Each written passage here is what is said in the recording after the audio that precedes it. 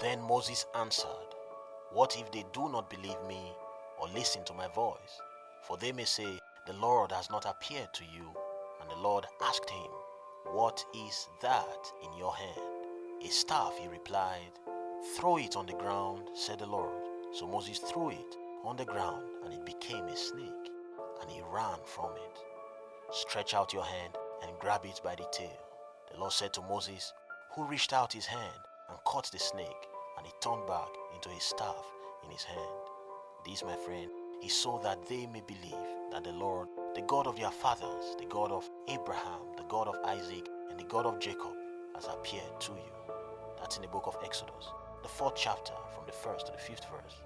Are you, my friend, like Moses, child of God? Or do you know what you have in your hand? I have come to bring to you a word from the Lord today, and he says, I should ask you, what is in your hand? Today, my friend, God is asking you a question. He wants to know what is in your hand. Do you know what is in your hand? Or have you been thinking like Moses that you have nothing to offer? Before this moment, God had been telling Moses that he was calling him to go to Egypt to bring his children out of captivity. He was calling him to go and bring deliverance to his children. Moses is not prepared for this. He doesn't feel like God has the right person for the job. God must be mistaken. He's never spoken in front of an audience. Who is he to go before Pharaoh and demand that he release God's children? Who is he even for the Israelites to believe that he is from God and follow him?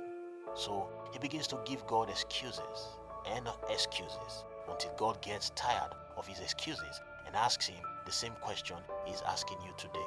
What is in your hand? Before we begin to even speak about what I have put on the inside of you, let me show you what I can do with what is in your hand.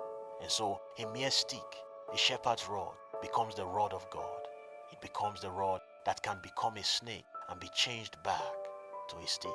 It becomes the rod through which the plagues were brought upon Egypt. It is the same rod by which Moses later divides the Red Sea and brings water out of the rock, amongst many other things. And at the end of the day, there is nothing special about the rod itself. It remains mere wood.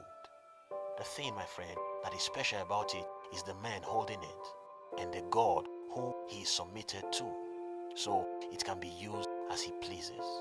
Something little in the hands of God can produce anything you can think of. That is why God wants me to tell you today that you have more than enough for whatever you need. God said, I should tell you that you have more than enough for your breakthrough.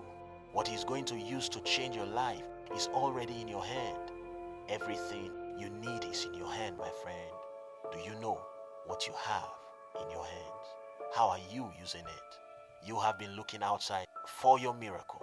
You have looked down on what was in your hand long enough. You have called it just a stick. You have called it just talking. You have called it mere hospitality. You've called yourself ordinary long enough. You have called yourself plain long enough. He wants you to know that He doesn't need much to carry you to your next level, to change your life.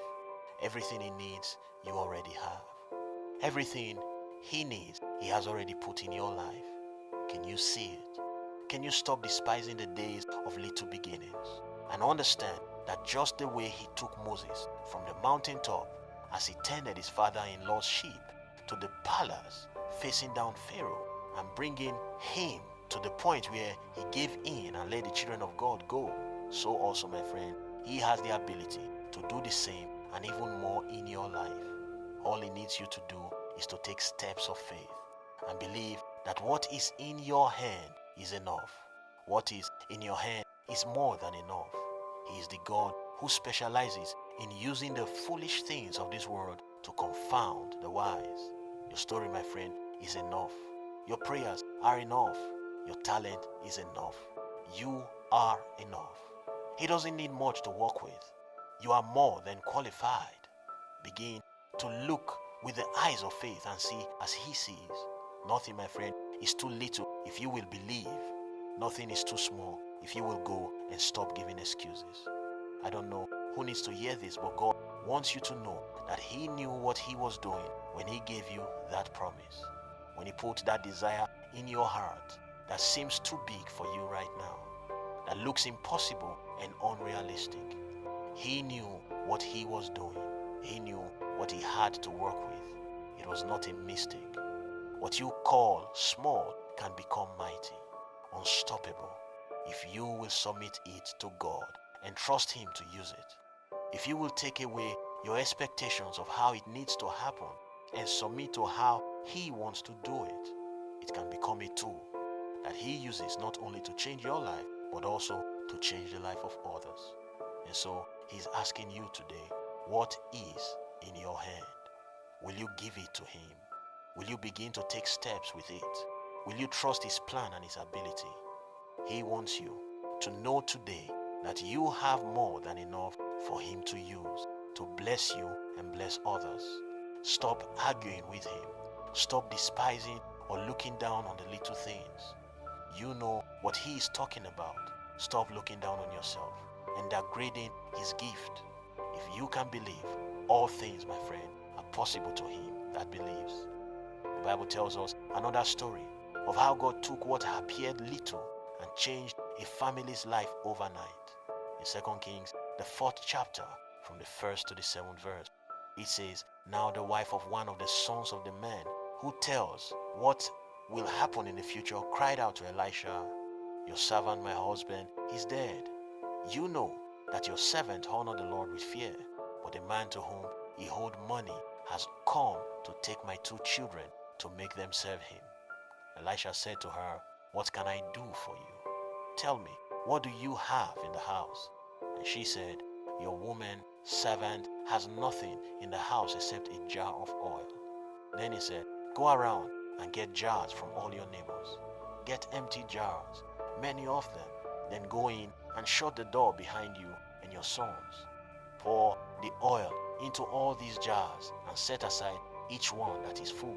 So she went from him and shut the door behind her and her sons. They took the jars to her, and she poured. When the jars were full, she said to her son, 'Bring me another jar.' And he said to her, 'There is not one jar left.' Then the oil stopped. She came and told the man of God, and he said, 'Go and sell the oil and pay what you owe. You and your sons can live on the rest.' That oil that appears little is about to fill all those vessels to overflowing. The oil that appeared little was the key to changing her family's destiny. Just as that seed that appears small today is the key to changing your life and your family's destiny. You, my friend, are not ordinary. You are not average. Do you see what is in your hand?